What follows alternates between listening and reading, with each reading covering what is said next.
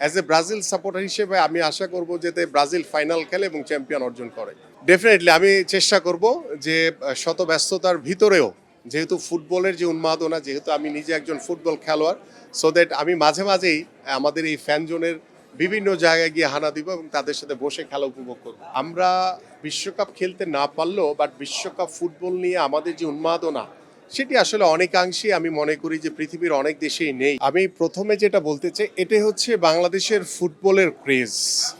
সেই ক্রেজকে ধারণ করে আজকে ঢাকা ফুটবল ফিয়েস্তা যে আয়োজন করেছে বাংলাদেশের মতো জায়গায় ফ্যানদেরকে উৎসাহিত করা, ফ্যানদেরকে একত্রিত করার জন্য ফুটবল যে ফিয়েস্তা যে কাজটি করেছে, তারা ঢাকা সহ বিভিন্ন জায়গায় তারা বড় মনিটরে আমাদের বিশ্বকাপ ফুটবলকে দেখাবে এবং আমি বিশ্বাস করি যে স্পোর্টস মিনিস্ট্রি থেকেও এই ঢাকা ফুটবল ফিয়েস্তার সাথে সার্বিক সহযোগিতা থাকবে এবং এই সহযোগিতার মাধ্যমে হয়তোবা তাদের লিমিটেশন ছিল কয়েকটি জায়গায়, বাট এখন এক্সপেকটেশনটা অনেক বেড়ে গেছে যে তারা লিমিটেশনকে ছাড়িয়ে তারা হয়তোবা প্রত্যেকটি বিভাগীয় শহরে এবং তাদের কাছে এখন পর্যন্ত যতটুকু প্রত্যাশা এসছে সেটা আমার কাছে মনে হয়েছে যে প্রায় 34টি জায়গা থেকে তাদেরকে বলা হয়েছে যে 34টি জায়গায় যাতে এই ধরনের বড় মনিটরে খেলার আয়োজন করা হয়।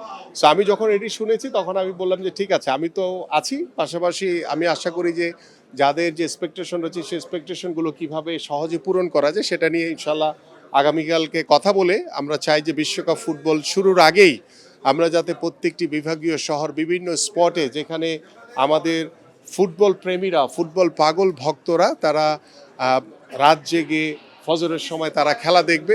তো এটাই হচ্ছে বাংলাদেশের ফুটবলের ক্রেজ এবং সেই ক্রেজকে আরও বেশি অনেক দূর এগিয়ে নিয়ে যাওয়ার জন্য ঢাকা ফুটবল ফিয়েস্তা যে কাজ করছে আমি তাদেরকে আন্তরিকভাবে ধন্যবাদ এবং কৃতজ্ঞতা জানাই এবং আশা করি এইভাবে ফ্যান বেজ এবং এই ফ্যান জোনকে আমরা যদি কাজে লাগাতে পারি, এটাকে ধারণ করতে পারি, তাহলে আমাদের বর্তমান ফুটবলে জামাল ভুঁইয়া, হামজা চৌধুরীর মতো আমরা সান মেরিনোতে গিয়ে আমরা যেভাবে ওদেরকে হারিয়েছি, সো আমরা আশা করি যে আমরা হেরে গেলে যাতে কেউ হতাশ না হয়ে যায়। আমরা অনেকেই হেরে গেলে হতাশ হয়ে যাই, বাট আমি খুব পজিটিভ মানুষ, আমাদের মাননীয় প্রধানমন্ত্রী অত্যন্ত পজিটিভ মানুষ। আমরা আশা করি যে আমরা যেভাবে এগোচ্ছি আমরা শুরু থেকেই আমরা জিরো থেকে শুরু করে আমরা সামনের দিকে এগিয়ে যাবো ইনশাআল্লাহ। এটা আমি আসলে অত্যন্ত একটু আবেগ আপ্লুত হয়ে গিয়েছিলাম তখন যে স্বাধীন বাংলা ফুটবল টিম যারা স্বাধীনতার আগে থেকেই বাংলাদেশের ফুটবলের নেতৃত্ব দিয়েছে সেই ধরনের দুজন মানুষকে আমরা খুব কাছ থেকে পেয়েছি। তারপরে আমাদের পরে আমাদের আলফাজ আহমেদ, আরমান মিয়ারা ছিল, তারপরে আমরা ছিলাম, পাশাপাশি এখন বর্তমান আমাদের জামাল ভুঁইয়া, জিকো, মুরসালিন, জায়নের মতো যারা উদীয়মান তারকা ফুটবলার যারা বাংলাদেশকে নেতৃত্ব দিচ্ছে, তিনটি প্রজন্মকে এক জায়গায় করার জন্য ডেফিনেটলি আমি ধন্যবাদ জানাতে চাই যে ঢাকা ফুটবল ফিয়েস্তাকে, যে তারা এত সুন্দর একটি চিন্তা ভাবনা নিয়ে এত সুন্দর একটি ইনিশিয়েটিভ নিয়েছে যেটিকে আমরা স্বাগত জানাই। আমি অত্যন্ত আশাবাদী এবং আমাদের বর্তমান ফুটবল টিম এবং বর্তমান খেলোয়াড়দের যে কন্ডিশন রয়েছে এবং তারা সান মেরিনোতে যেভাবে পারফর্ম করেছে এবং তাদের ভিতরে যে কমিটমেন্ট রয়েছে এবং দীর্ঘদিনের আমাদের সাব চ্যাম্পিয়নশিপের যে খরা রয়েছে সেটি আমার কাছে মনে হয় যে প্রত্যেকটি খেলোয়াড়রাই অনুধাবন করতে পারছে।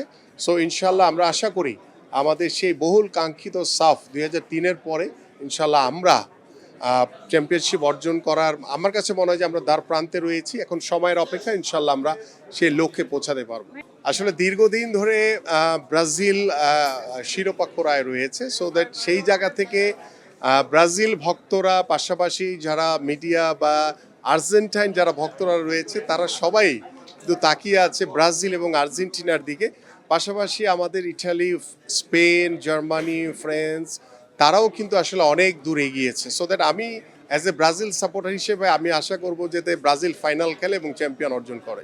ডেফিনেটলি আমি চেষ্টা করব যে শত ব্যস্ততার ভিতরেও যেহেতু ফুটবলের যে উন্মাদনা, যেহেতু আমি নিজে একজন ফুটবল খেলোয়াড়, সো দ্যাট আমি মাঝে মাঝেই আমাদের এই ফ্যান জোনের বিভিন্ন জায়গায় গিয়ে হানা দিব এবং তাদের সাথে বসে খেলা উপভোগ করব। আমাদের সাফ মিশনের জন্য ইতিমধ্যে খেলোয়াড়দেরকে উৎসাহিত করার জন্য ইতিমধ্যে আমাদের কার্যক্রম শুরু হয়েছে। আমি মনে করি সেই কার্যক্রমটি আজকে ঢাকা ফুটবল ফিয়েস্তা যে আয়োজন করেছে সেটার মাধ্যমেই শুরু হয়েছে এবং আমরা আশা করি যে আমাদের এই বিশ্বকাপ ফুটবল আমাদের খেলোয়াড়দেরকে অনেক বেশি উৎসাহিত করবে এবং অনেক দূর এগিয়ে নিয়ে যাওয়ার জন্য, এবং আমাদের সাব চ্যাম্পিয়নশিপের যে দৌড় গোড়ায় আমরা দাঁড়িয়ে আছি সেটা যাতে আল্লাহর রহমতে যাতে পূরণ হয় ইনশাআল্লাহ। না আসলে এইটার ব্যাখ্যা এই মুহূর্তে দেওয়া ইজ টু ডিফিকাল্ট, বাট আমার কাছে যেটি মনে হয় যে আমরা বিশ্বকাপ খেলতে না পারলেও বাট বিশ্বকাপ ফুটবল নিয়ে আমাদের যে উন্মাদনা সেটি আসলে অনেকাংশেই আমি মনে করি যে পৃথিবীর অনেক দেশেই নেই।